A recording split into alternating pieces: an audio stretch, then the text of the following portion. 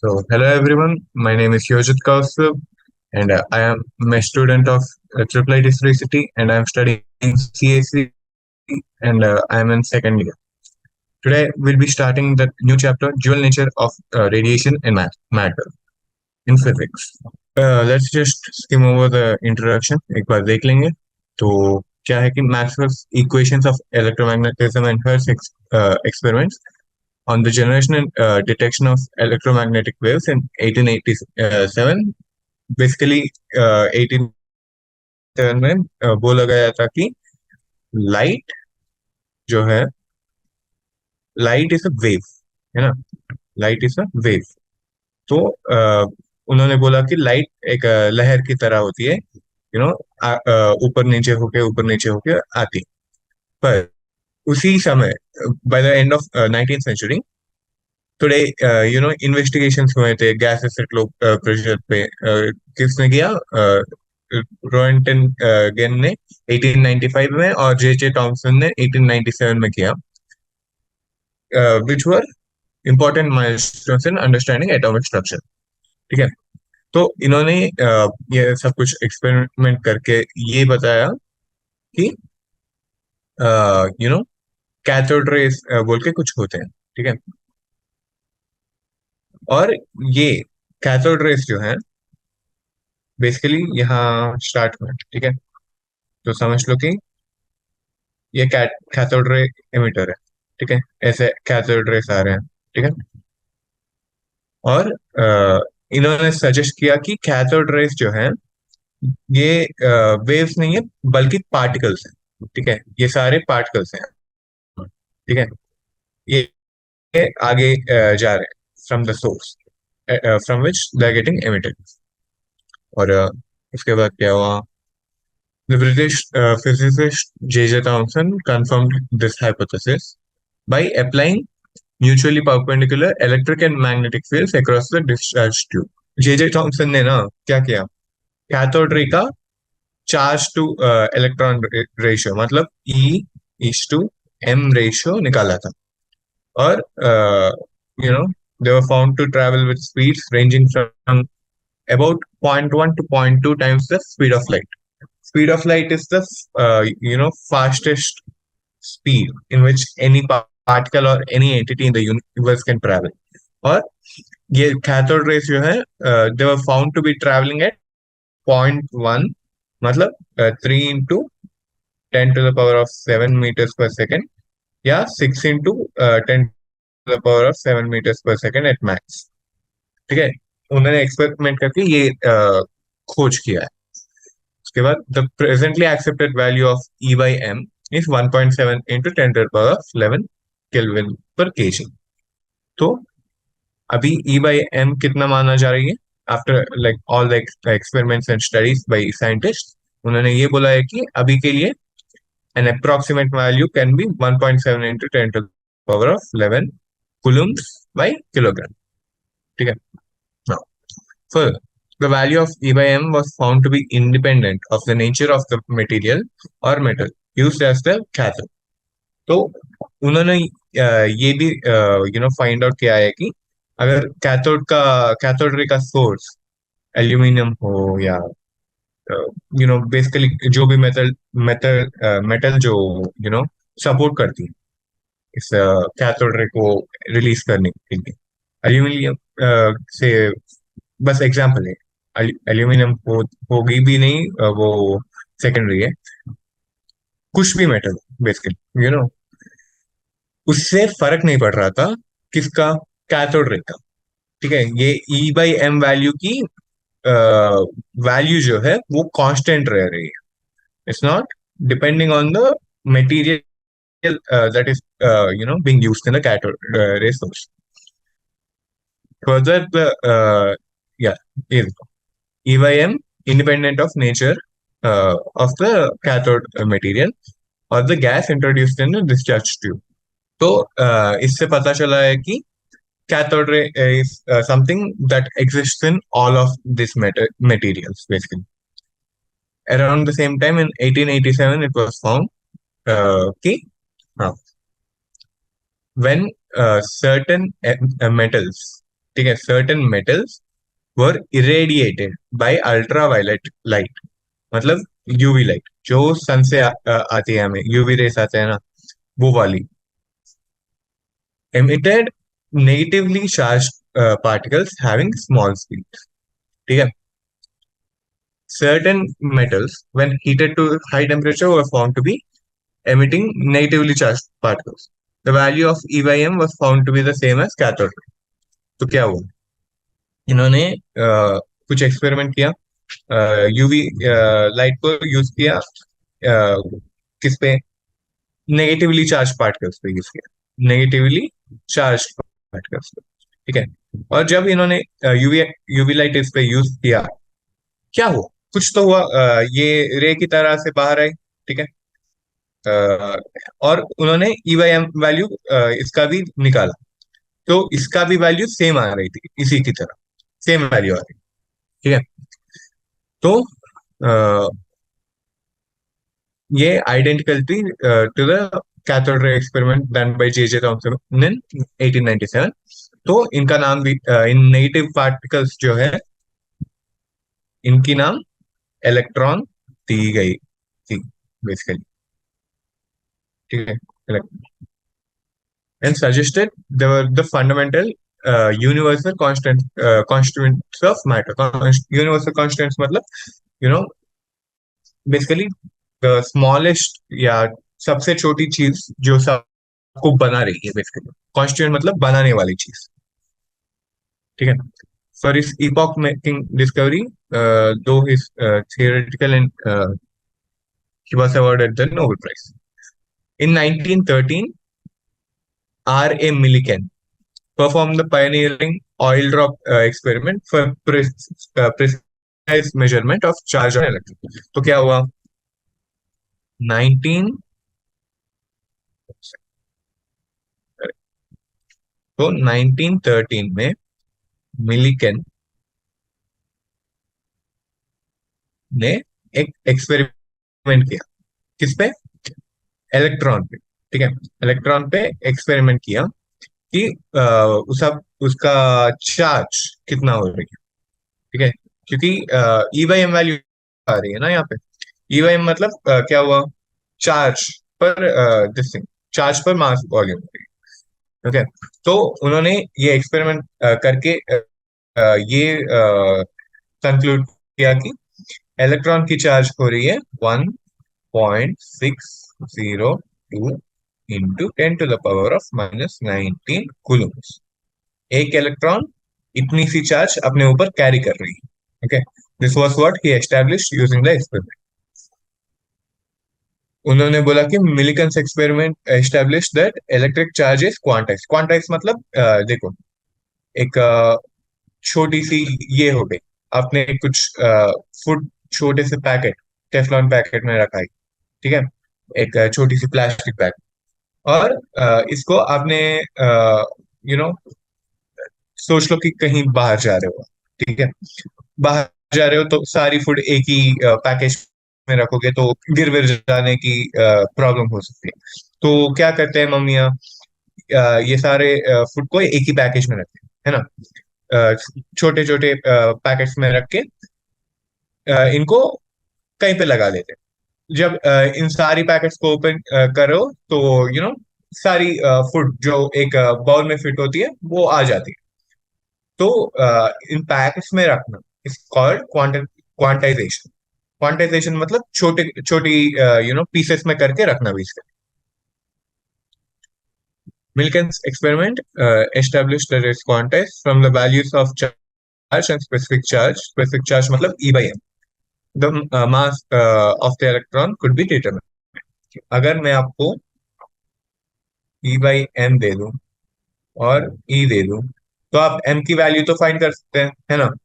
तो वैसे ही किया उसने बस ना। Electron emission. We know that metals have free electrons that are responsible for their conductivity. However, free electrons normally cannot escape from the metal surface. तो हमें क्या बताएं, अगर यहाँ पे हमने मेटल रख दिया, सोचो कि आयरन रख दिया है, ठीक है। तो इस पे थोड़े फ्री इलेक्ट्रॉन्स है ना, थोड़े फ्री इलेक्ट्रॉन्स। पर जो चार्ज, जो पॉजिटिव चार्ज आयरन पे है, वो नेगेटिव चार्ज से बैलेंस कर रही है। तो ये फ्री इलेक्ट्रॉन्स इससे बिछड़ नहीं रहे हैं, इसी पे रह रहे हैं, इसी पे घूम रहे हैं बस। ठीक है। However, the free electrons cannot normally escape out of the surface. If an electron attempts to come out of the metal, it acquires the surface acquires a positive charge and pulls the electron back. अगर एक electron ने बोला मुझे यहाँ नहीं रहनी है और भागने की कोशिश की, तो एक नेगेटिव चार्ज बाहर आ गई, तो इस मेटल के पास फिर से पॉजिटिव चार्ज आ गई, और हमें पता है पॉजिटिव और नेगेटिव अट्रैक्ट, तो ये नेगेटिव चार्ज फिर से वापस आ जाती है। ठीक है। And consequently, the electron can come out only if it has sufficient energy to overcome the attractive pull. अगर the only circumstance at which ये electron बाहर आए from the metal is when we provide it with sufficient energy so that ये जो positive electric पुल होगी, उसे overcome कर सकती है ये इलेक्ट्रॉन। ठीक है। So the certain minimum amount of energy required to pull the electron. The minimum energy required by electron is called the work function of the metal. ठीक है। तो अब आते हैं वर्क फंक्शन पे। वर्क फंक्शन मतलब फाई नॉट, यहाँ पे डिनोट किया गया है फाई नॉट। ठीक है। फाई नॉट मतलब वर्क फंक्शन। वर्क फंक्शन मतलब the minimum number, sorry, the minimum amount of energy required to pull an electron out of its surface. ठीक है। उसके बाद it's generally denoted by phi naught and measured in electron volts. क्योंकि देखो, हम electron की बात कर रहे हैं, और अभी क्या देखा हमने, इलेक्ट्रॉन पे चार्ज होती है 1.6 इंटू 10⁻⁻19 कूलम्स की। ये तो बहुत ही कम चार्ज है ना। इतनी कम चार्ज है तो जब बात कर रहे हैं इलेक्ट्रॉन की बात कर रहे हैं, तो बाकी चीजें भी छोटे ही होंगे ना। तो will B describing work function in EV. EV मतलब इलेक्ट्रॉन वोल्ट। ठीक है। 1 electron volt is the energy gained by an electron when it's accelerated by potential difference of 1 volt. So 1 ev is equal to 1.602 into 10 to the power of -9 joules. ठीक है। ये units याद रखना। EV की value भी वही है, क्या है, जूल्स ही है, because it's work function. Work तो एनर्जी हो गई, तो वैसे। उसके बाद we have minimum energy required for the electron emission from the metal surface can be supplied to the free electrons by any one of the following processes. Thermionic emission. By suitably heating, sufficient thermal energy can be imparted. मतलब देखो कि यहाँ पे एक metal है, ठीक है, आप उसको हीट कर रहे हो, हीट कर रहे हो, हीट कर रहे हो। ठीक है। तो you are giving it sufficient thermal energy such that आप इन इलेक्ट्रॉन्स को फ्री कर रहे हो। ठीक है, by giving them energy to come out of the metal. या you can do field emission, मतलब बहुत ही स्ट्रॉन्ग इलेक्ट्रिक फील्ड अप्लाई करके। तो बहुत ही स्ट्रॉन्ग इलेक्ट्रिक फील्ड अप्लाई करके आप क्या कर सकते हो। तो बेसिकली बहुत ही स्ट्रॉन्ग इलेक्ट्रिक फील्ड अप्लाई करके आप इस इलेक्ट्रॉन्स को बाहर ला सकते हो। बहुत ही स्ट्रॉन्ग मतलब कितना, 10⁻⁸ V/m ऑर्डर में, मतलब इतना ज्यादा लगा के आप इस इलेक्ट्रॉन को बाहर पुल कर सकते हो। ठीक है। और तीसरी मेथड होगी photo electric emission. When light of suitable frequency illuminates a metal surface, electrons are emitted from the metal surface. ठीक है।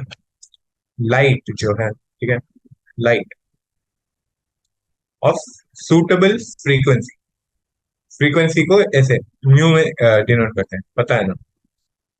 ठीक है। Of suitable frequency is illuminating the metallic surface. ठीक है, जब सुटेबल फ्रीक्वेंसी की लाइट इस सरफेस पे गिरेगी तो the electrons are going to be emitted. Okay, electrons इन सरफेस से बाहर आएंगे, और इन इलेक्ट्रॉन्स क्योंकि लाइट से बाहर आए, लाइट मतलब समथिंग कॉल्ड फोटो। ठीक है, जैसे फोटो सिंथेसिस हो गई। ठीक है, क्योंकि लाइट है वहां पे भी, तो अगर लाइट है तो हम scientifically it is prefixed with photo. ठीक है, तो सिंस ये इलेक्ट्रॉन्स जो बाहर आए हैं लाइट के वजह से आए हैं, we call them photo electrons. ठीक है,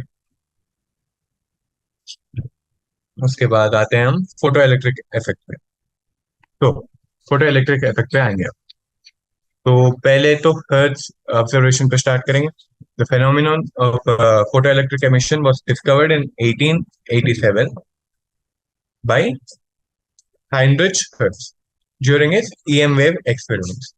In his experimental investigation on the production of electromagnetic waves by means of a spark discharge, he observed कि high voltage sparks जब detector loop में डाल रहे हैं, तो the emitter plate जो है was illuminated by ultraviolet light from an arc lamp, और जो लाइट इस पे पड़ रही थी somehow facilitated the escape of free charged particles which, जो अब हमें पता है कि ये इलेक्ट्रॉन्स थे। ठीक है, और बेसिकली जब light is falling on metal surface, some electrons near the surface absorb enough energy from the incident radiation to overcome the attraction of positive ions in the metal of the surface material of the surface.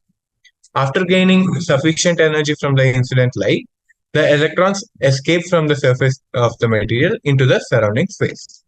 ठीक है, ये है definition of the photo electric effect. तो अगर आपको पूछेंगे कोई कि what is photo electric effect, आपको ये डेफिनेशन बोलना पड़ेगा कि जब लाइट हम किसी मटेरियल पे डालेंगे and the light has a sufficient enough frequency, then the electrons from the material are going to escape.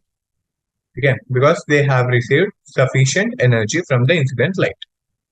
Okay, उसके बाद let's go to Hallwalks and Lenard's observations. तो इन्होंने क्या किया, इन्होंने स्टडी किया फोटो इलेक्ट्रिक इफेक्ट को 1886 टू 1902 तक। ठीक है, इन्होंने देखा कि जब यूवी रेस एमिटर प्लेट पे पड़ रहे हैं in an evacuated glass tube enclosed using two electrodes, current flows in the circuit.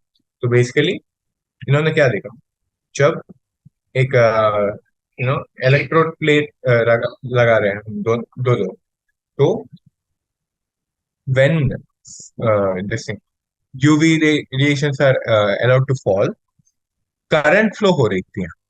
ठीक है, करंट फ्लो हो रही थी यहाँ पे आई दिख रही थी हमें बेसिकली।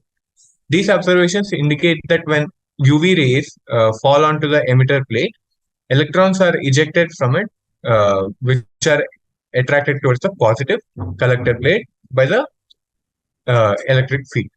तो बेसिकली करंट तो पता है हमें कि पॉजिटिव टू नेगेटिव जाती है ना? पर यहाँ क्या हो रही थी, फोटो इलेक्ट्रिक इफेक्ट से नेगेटिव टू पॉजिटिव आ रही थी करंट। ठीक है, तो इस तरफ आ रही। Thus, light falling on the surface of the emitter causes current in the external circuit. Hallwalks and Leonard studied how this photocurrent varied with collector plate potential and with frequency and intensity of incidence. तो इन्होंने क्या किया, इन्होंने देखा कि ये phenomenon तो हो रही है, तो इसको क्या चेंज कर रही है, मतलब क्या इन्फ्लुएंस कर रही है। एक तो हो गई कि इंटेंसिटी ऑफ लाइट, ठीक है, उससे क्या फर्क पड़ रही है, और फ्रीक्वेंसी से क्या फर्क पड़ रही है। ठीक है, ये दोनों का इफेक्ट क्या है करंट पे जो जनरेट हो रही है। This is what the study in 1888 Hallwachs connected a negatively charged zinc plate to an electroscope. He observed that the zinc plate lost its charge when it was illuminated by UV light. Further, the uncharged zinc plate became positively charged when it was radiated by UV light.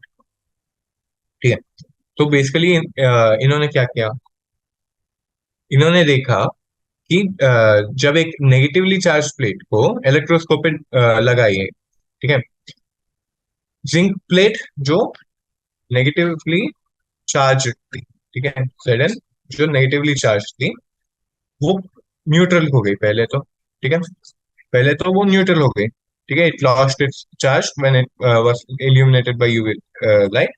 उसके बाद ये positive हो गई basically. पहले जो negatively charge थी, finally it became positively charge. Okay, positive charge was on an positively charged zinc plate was found to be further enhanced when it was illuminated by UV light. From these observations, he concluded that negatively charged particles were emitted from the zinc plate under the action of UV light. तो उन्होंने क्या conclude किया, जब हम zinc पे UV light डाल रहे हैं तो negatively charged particles are being emitted. Let's go to this thing. After the discovery of electrons in 1897, it became evident that the incident light causes electrons to be emitted from the emitter plate.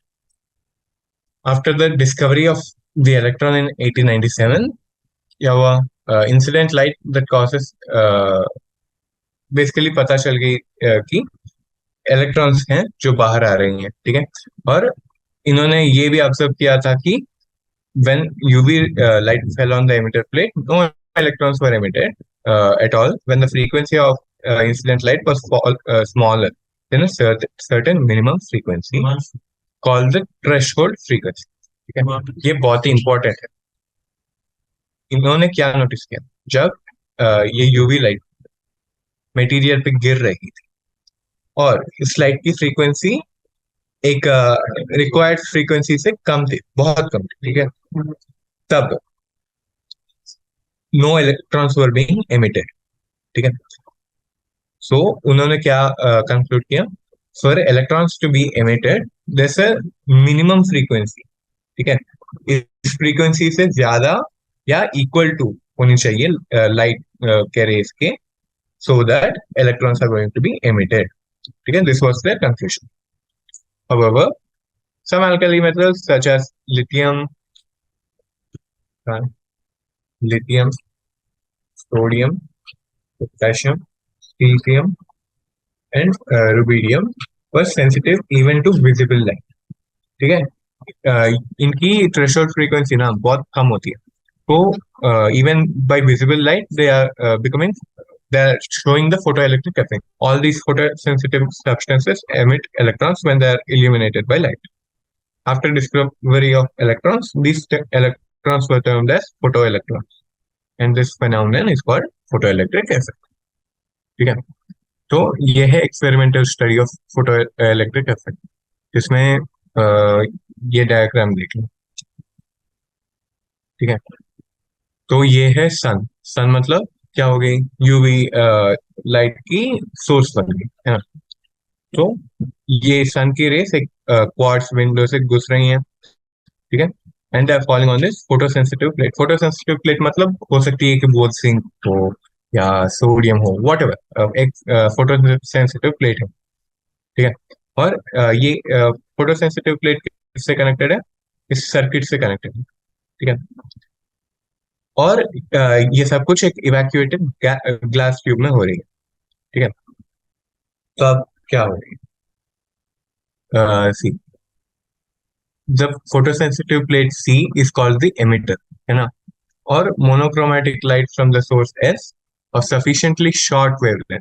Sufficiently short wavelength मतलब sufficiently enough frequency समझ लो. ठीक है, passes through the window W and falls on the photosensitive plate C.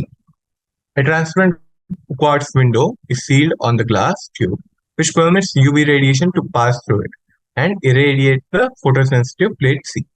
ठीक है, तो क्या हो रही है, यूवी रेस जब सी पे पड़ रही हैं, इरेडिएट हो रही है, ठीक है। The electrons are emitted by the plate C and collected by the plate A by the electric field created by the battery। तो यहाँ पे बैटरी एक इलेक्ट्रिक फील्ड बना रही है, ठीक है, और उससे इलेक्ट्रॉन्स यू नो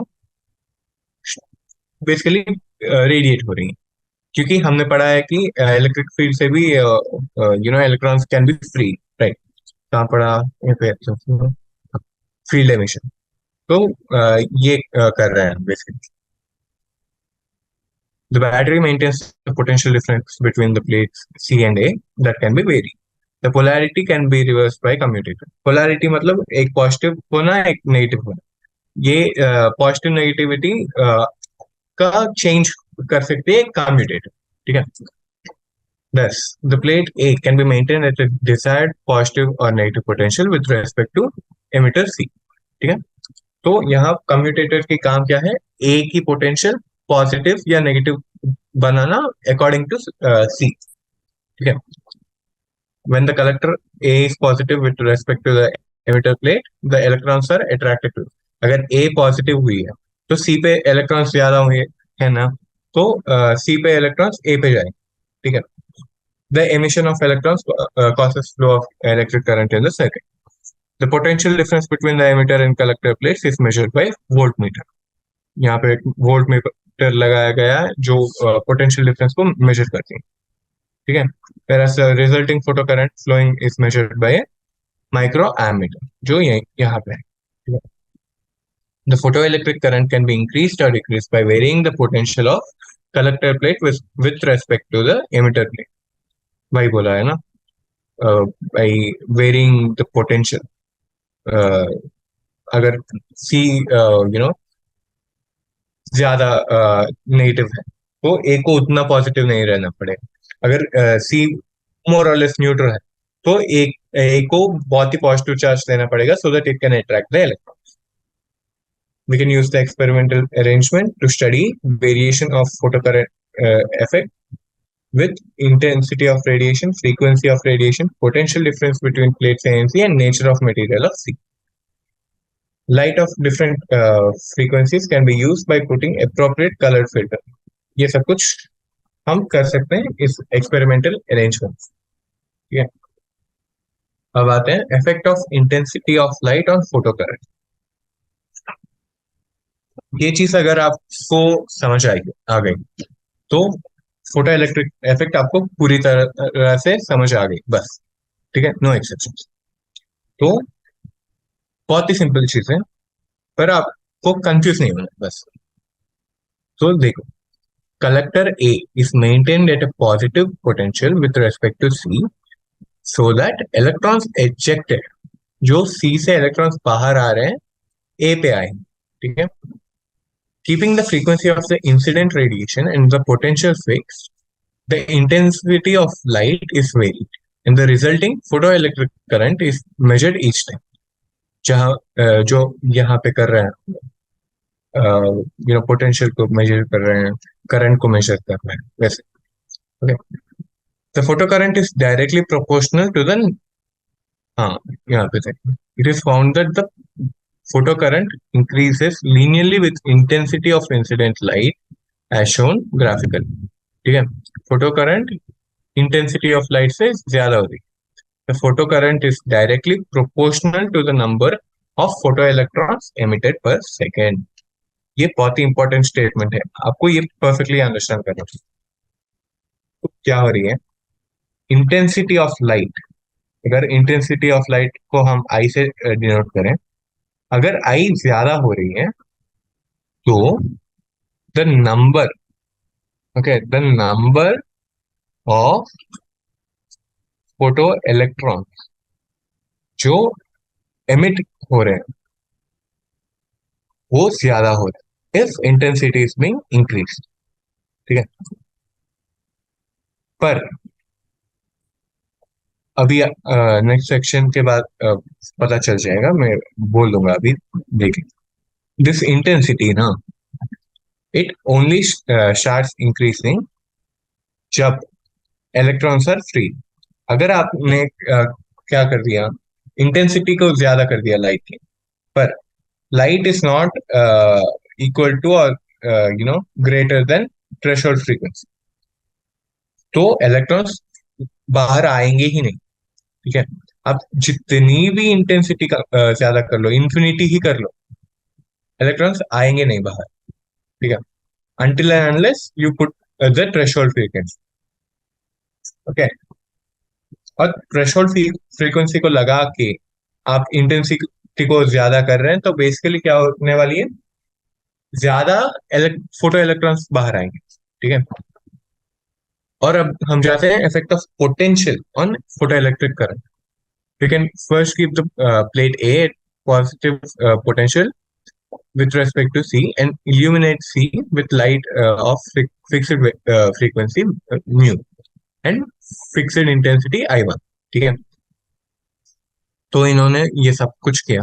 ठीक है, करने के बाद बोला है कि if we increase the accelerating potential of A further, the photocurrent effect does not increase। तो क्या हो रही है यहाँ पे, उन्होंने एक्सेलरेटिंग पोटेंशियल किया, ज्यादा किया, ज्यादा किया, ज्यादा किया, अंटिल अ पॉइंट। उसके बाद तुम जितना भी ज्यादा कर लो एक्सेलरेटिंग पोटेंशियल को मोर, तुम्हारी करंट जो है it's not increase, it has reach the saturation point बोलते हैं। सैचुरेशन पॉइंट मतलब एक मैक्सिमम लिमिट जो है उसको सैचुरेशन पॉइंट बोलते हैं। और this current emitted at saturation point is called saturation। ठीक है, saturation current। It corresponds to the case when all photoelectrons emitted by C reach the plate A। We now apply a negative potential to the plate A with respect to the plate C and make it increasingly negative gradually। When the polarity is reversed, the electrons are repelled and only the sufficiently energetic electrons are able to reach collector A। ठीक है, तो इन्होंने क्या किया, negative potential को दिया है A को, okay, with respect to C, and जब पोलैरिटी रिवर्स कर दिया तो इलेक्ट्रॉन्स A से भाग के C पे जा रहे हैं, है ना। पर उन्होंने ये ऑब्जर्व किया कि only sufficiently energetic electrons are able to reach the collector A। ठीक है, the photo current is found to decrease rapidly until it drops to zero at certain sharply defined point, critical value for negative potential। तो हमने देखा है कि ये I3 जो है, ये I2 जो है, ये I1 जो है, these all are saturation currents। ठीक है, these all are saturation currents for different materials, for different sorry same material but different intensity of light। पर हम क्या देख रहे हैं, for any intensity of light the stopping potential. ठीक है, द स्टॉपिंग पोटेंशियल मतलब when the electrons are repelled and only sufficiently for a particular frequency of incident radiation, the minimum or minimum negative potential given to the plate for which the photocurrent stops or becomes zero। यहाँ देखो photo current zero हो रही है। ठीक है, ये photo current है, ये वाई एक्सिस फोटो करंट है ना, ये जीरो हो रही है कहाँ, negative V0। It is the stopping potential. Okay, the interpretation of the observation in terms of photo electrons is straightforward। All are emitted from the metal do not have the same energy। ठीक है, photoelectric current is zero when the stopping potential is sufficient to repel them even the most electric photo electrons with the maximum kinetic energy। So basically क्या बोल रहे हैं, अगर the basically जो potential हम apply कर रहे हैं for which photo current is becoming zero, this is maximum, this is called the stopping potential. ठीक है, क्योंकि ये even the maximum kinetic energy जिन फोटो इलेक्ट्रॉन्स को है उन्हें भी ये स्टॉप कर रही है। ठीक है, तो we are going to show it in an equation with kinetic maximum kinetic energy being Kmax is equal to charge of the electron, ठीक है, into स्टॉपिंग पोटेंशियल। ये एक इंपॉर्टेंट इक्वेशन।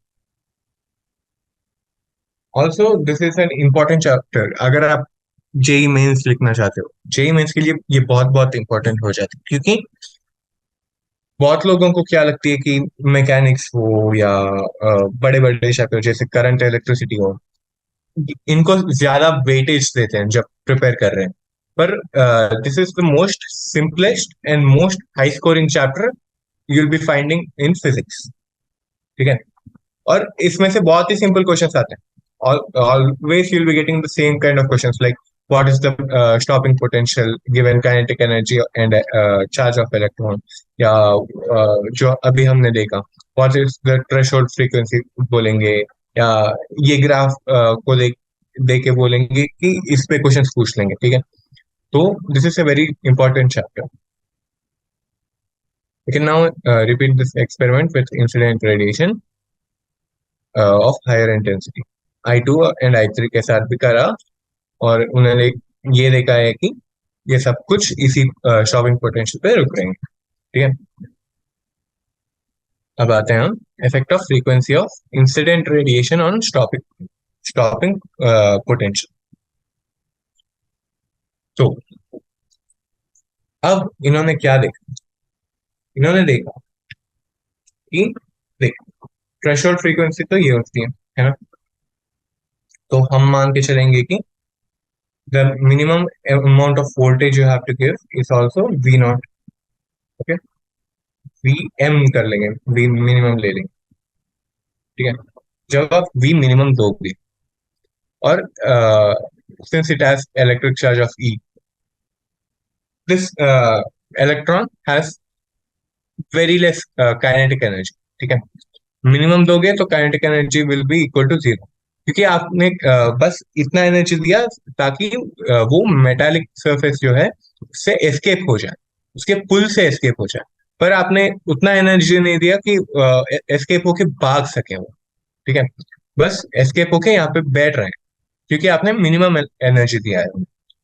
अगर आप इसी वोल्टेज को थोड़ा ज्यादा देंगे, ठीक है, वीएम प्लस डेल्टा वी देंगे आप, तो kinetic energy of the particle that is the electron is going to be increase. ठीक है, एंड नाउ जब आपको इस इलेक्ट्रॉन को फिर से रोकनी है, you have to apply more potential to stop it, क्योंकि आपने देते वक्त इतना दिया है ना, तो रोकते वक्त भी इतना ही देना पड़ेगा, है ना। That is what they are going to say effect of frequency on incident radiation. तो समझ लो कि यहाँ पे हम सिंस इलेक्ट्रिक फील्ड में नहीं पर फोटो इलेक्ट्रिक बात टर्म्स में बात कर रहे हैं, तो will be not talking about voltage but will be talking about frequency. तो instead of mu naught, you will be giving mu naught plus delta mu। okay, इससे क्या होती है, electron will get a little bit of more kinetic energy, और जब इसे more kinetic energy मिलती है, you have to provide more energy, more voltage, more stopping potential while you are stopping it। ठीक है, this is the concept। तो वही बोला है कि ये है सैचुरेशन करंट। ठीक है, आप अगर आपने V1 दिया, V1 बहुत ही कम वोल्टेज है, तो V1 दिया तो V1 को रोकने के लिए बहुत ही कम स्टॉपिंग पोटेंशियल होगा, और आपने V2 दिया उसके लिए थोड़ा ज्यादा होगा, और V3 सबसे ज्यादा है। ठीक है, तो सबसे ज्यादा पोटेंशियल देना पड़ेगा रोकने के लिए। ठीक है, दैट्स व्हाट दिस ग्राफ। और नेक्स्ट जाते हैं हम मेटल ए और metal B. Okay, frequency of incident radiation for metal A and metal B पे जाते हैं। सिंस देखो, एक एक मेटल की ना एक एक थ्रेशोल्ड फ्रीक्वेंसी होती है। जैसे समझ लो कि एक है ए मेटल और एक है बी मेटल। अब मैंने बोल दिया कि एक की थ्रेशोल्ड फ्रीक्वेंसी हो गई है म्यू ए, और बी की हो गई है म्यू बी। ठीक है, तो स्टॉपिंग पोटेंशियल जो है, अगर mu A is less than mu B, the same concept is going to apply for the stopping potential. VA, stopping potential of A, is going to be less than stopping potential of B. Okay, that's what they showed over here. Frequency of incident radiation ज्यादा हो रही है अगर, क्योंकि B को ना ज्यादा frequency चाहिए थी जब हम उसे फ्री कर रहे थे। तो जब हमें फिर से स्टॉप करना है, बोलना है कि बेटा खेलने की वक्त हो गई है, you have to put more energy to it. ठीक है, the stopping potential V naught varies linearly with the frequency of incident radiation for a given photosensitive material. There exists a minimum cutoff frequency V naught for which the stopping potential is 0. ठीक है, तुम अगर threshold frequency पे चलाओगे तो stopping potential 0 हो जाए। These observations have two implications. The maximum kinetic energy of the photoelectrons varies linearly with the frequency of incident radiation, but is independent of its intensity. ठीक है, तो K max जो है वो it's proportional, ठीक है, with the frequency, incident frequency is proportional. However, it's not, it's independent. ठीक है, it's not dependent on the intensity. Okay, K max और intensity की कोई रिलेशन नहीं है। For a frequency V of mu of incident radiation lower than the cutoff frequency mu naught, no photoelectric emission is possible, even if the intensity is large. जो मैंने बोला, आप intensity को इंफिनिटी भी कर लो, अगर आपने कट ऑफ वही थ्रेशोल्ड फ्रीक्वेंसी नहीं दिया है तो there won't be any incident radiation, there won't be any photoelectric emission. So next जाते हैं हम, different photoelectric materials respond differently to light. Selenium is more sensitive than zinc or copper. ठीक है, और the same photosensitive substance gives different response to light of different wavelengths. For example, UV light gives rise to photoelectric effect in copper, while green or red light does not. ठीक है, और अब जाते हैं हम, ये बस समरी है इस सब की। तो let's go to photoelectric effect and wave theory of light. ठीक है, the wave nature of light was well established by the end of 19th century. ठीक है, सबको पता था कि लाइट वेव होती है, और इसने वेव नेचर क्वाइट अच्छे से एक्सप्लेन कर लिया, किसे, इंटरफेरेंस, डिफ्रैक्शन एंड पोलराइजेशन, इन तीन फेनोमेनन को वेव थ्योरी ने अच्छे से एक्सप्लेन किया था। ठीक है, तो लाइट हो गई एक ईएम वेव। उसके बाद हम देखते हैं कि according to the wave picture, the free electrons at the surface of the metal absorb the radiant energy. मतलब यहाँ पे एक सरफेस है, ठीक है, यहाँ पे इलेक्ट्रॉन्स है, तो वेव नेचर क्या बोलते हैं कि जब लाइट इस पे आके गिरती है वेव्स की तरह, ये इलेक्ट्रॉन्स उसे अब्सॉर्ब कर देते हैं। ठीक है, they absorb the radiant energy continuously. The greater the intensity of light, that is the radiation, the greater the amplitude of electric and magnetic fields. Consequently, मतलब the greater the intensity, the greater should be the energy. तो basically हमने अभी अभी क्या conclude किया है, K max is not dependent on intensity. It's not dependent. Okay. पर wave nature क्या बोलती है, काइनेटिक एनर्जी ज्यादा होती है अगर इंटेंसिटी ऑफ लाइट ज्यादा हो गई। ठीक है, also no matter what the frequency, a sufficiently intense beam of radiation, अगर इंटेंसिटी ज्यादा है रेडिएशन तो it should be enough to impart energy to the electrons so that they exceed the minimum energy needed to escape the metallic surface. ठीक है, उसके बाद further we should take note that in the wave picture The absorption takes place continuously over the entire wavefront of the radiation. So energy absorbed per electron unit per unit time turns out to be small, क्योंकि बहुत सारे electrons है ना, तो वो light लेते रहेंगे, तो पर इलेक्ट्रॉन बहुत ही कम हो जाती है एनर्जी जो अब्जॉर्ब होगी. ठीक है. All of this is huge, you know, opposite है जो अभी हमने देखा है, ये सब कुछ जो अभी देखा है हमने, वेव नेचर जो है इन सब को कॉन्ट्रोडिक्ट कर रही है, बोल रही है कि नहीं, ये सब कुछ गलत है, ऐसा नहीं होता है, इसका ऑपोजिट होता है. अब हम आते हैं आइंस्टाइन फोटोइलेक्ट्रिक इक्वेशन. ठीक है. तो 1905 में एल्बर्ट आइंस्टाइन ने एक नई पिक्चर बोला पब्लिक को, to scientist and to the society of EM radiation to explain photoelectric effect. ठीक है. इसमें उन्होंने क्या बोला? उन्होंने बोला कि radiation energy is built up of discrete units, the so called quanta of energy of radiation. Quanta मतलब बोला है ना मैंने, ईच पैकेट बेसिकली. क्वांटम, एक क्वांटम मतलब एक पैकेट समझ लो. ठीक है. Each quantum of radiant energy has energy h mu, where h is Planck's constant and mu is frequency of light. In photoelectric effect, an electron absorbs a quantum of energy of radiation. If this quantum of energy absorbed exceeds the minimum energy needed for the electron to escape from the metal surface, the electron is emitted with maximum kinetic energy. तो कुछ नहीं, अभी हमने देखा है कि electron को to release it you have to have a minimum threshold frequency, है ना. और इसका वर्क फंक्शन निकालने के लिए हम इसे h से मल्टीप्लाई करते हैं, तो will be getting work function, है ना.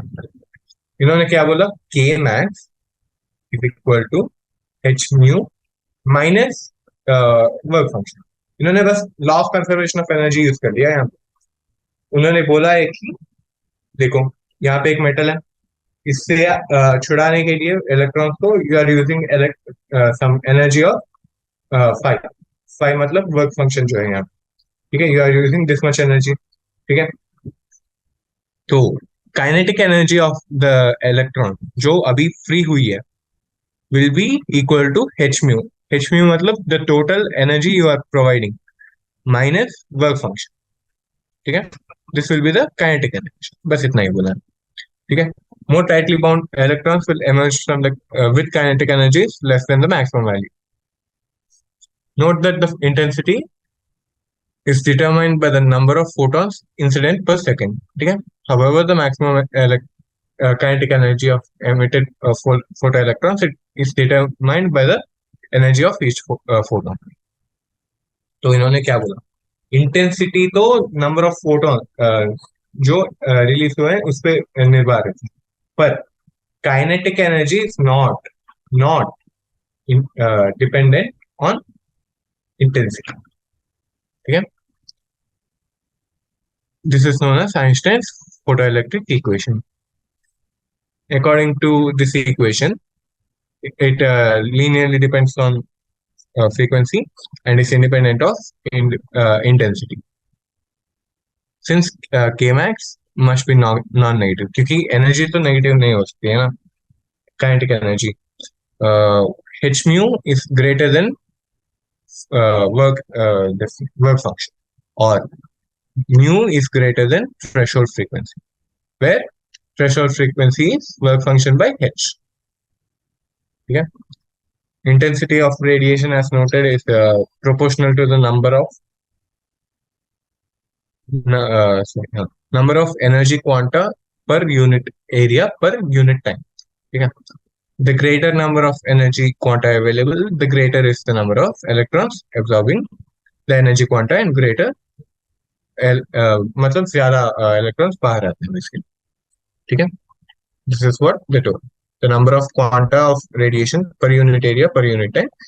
Photoelectric emission is instantaneous. मतलब ये नहीं है कि आपने एनर्जी T1 पे दिया, और के बाद T2 पे आपने रिजल्ट्स देखे नहीं, आपने T1 पे दिया, T1 पे ही आपको रिजल्ट्स दिख जाएंगे।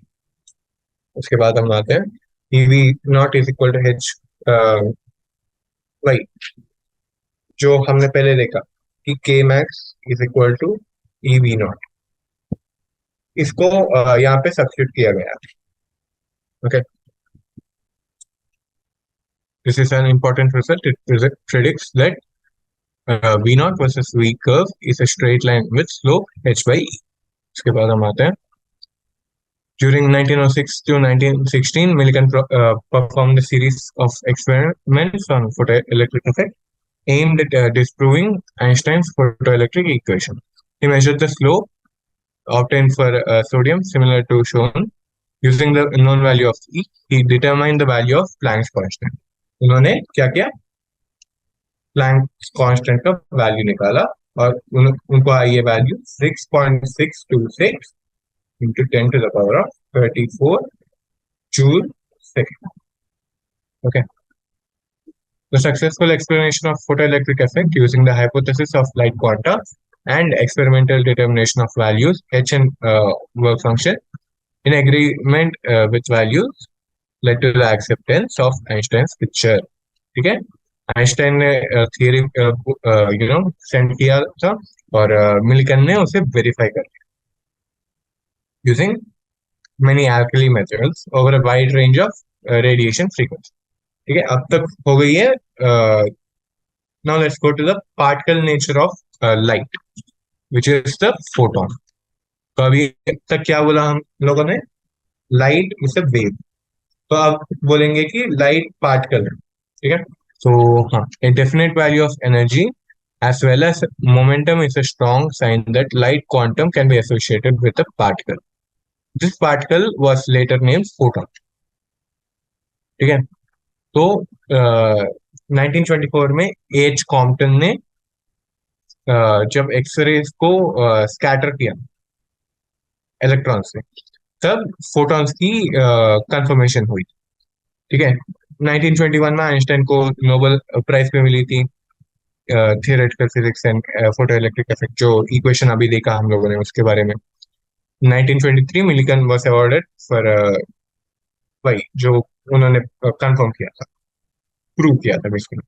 We can summarize the photon picture of electromagnetic radiation as follows. In interaction of radiation with matter, radiation behaves as if it was made up of particles called photons. Each photon has energy E. ठीक है, एक एक photon को E energy है which is equal to h mu, और mu को हम c by lambda लिख सकते हैं, where c is the speed of light and lambda is the wavelength. So c by lambda into h is equal to energy. ठीक है, और momentum, momentum को भी हम इसी टर्म्स में लिख सकते हैं कि h म्यू बाई c, या h बाई लैम्डा हो गई, h बाई लैम्डा हो गई, whatever the intensity of the radiation may be. By increasing the intensity of a given wavelength, there's only an increase in the number of photons per second crossing a given area, with each photon having the same energy. अगर आपने एक energy एक frequency पे intensity को ज्यादा किया, photons were being more emitted, पर एक एक फोटोन की एनर्जी जो है वो तो सेम ही रह रही। So photon energy is independent of intensity of radiation.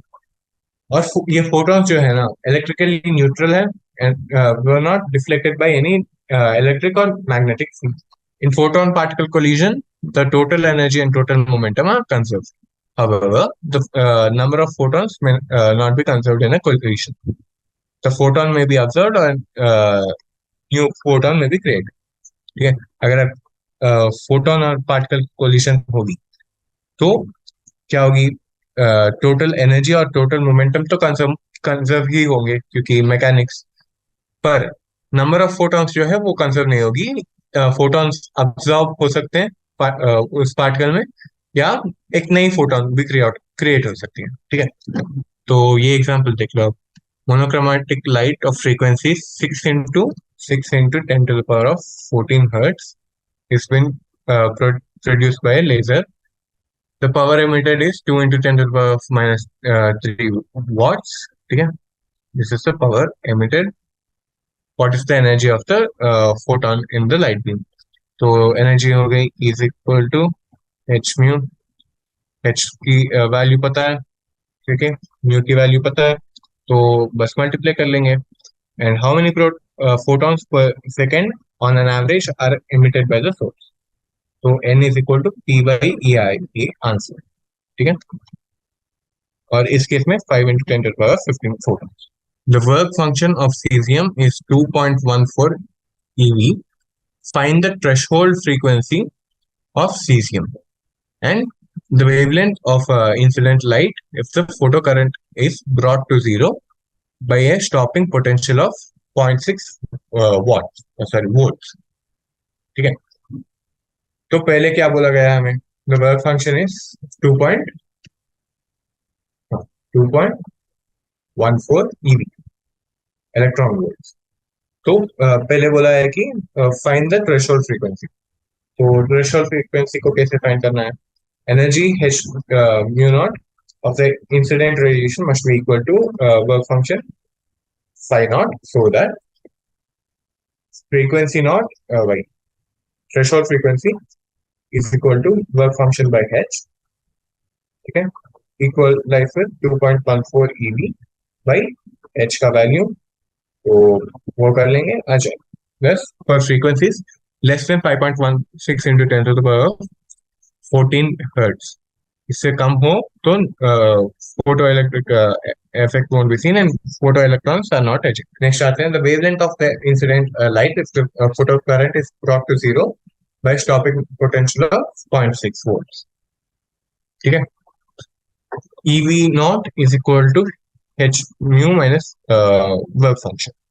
इस इक्वेशन को यूज कर लेंगे. ठीक है, तो इससे हमें क्या आती है? H c by lambda minus work function naught is equal to EV not.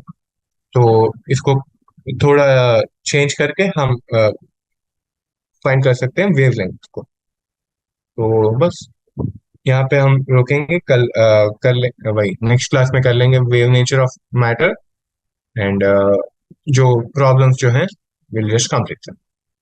Thank you.